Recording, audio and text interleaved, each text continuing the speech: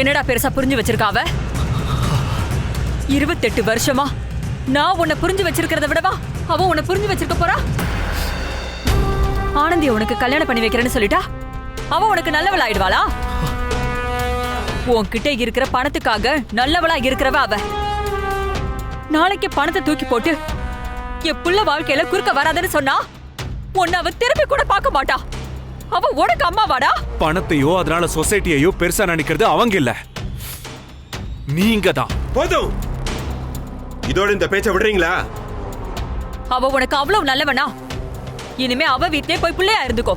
போ, என் வீட்டுல இனி ஒரு நிமிஷம் கூட நிக்காத. பார்வதி, ஏங்க நிறுத்திட்டீங்க? அடிங்க. இவனுக்கு அவதான் அம்மானா இவன் அங்கேயே போகட்டும். என்ன வெறுத்து இவன் இங்க இருக்க தேவையில்லை. இவன் யாரு கூட இருந்தா நிம்மதியா சந்தோஷமா இருப்பானோ இவன் அங்கேயே போகட்டும். இந்த வார்த்தைக்கு நீ ரொம்ப ஃபீல் பண்ணுவ பார்வதி. மகேஷ், நீ உள்ள போ. உங்க அம்மாக்கு பைத்தியம் பிடிச்சிருச்சு. இல்ல டாட், மாம் ரொம்ப தெளிவா இருக்காங்க.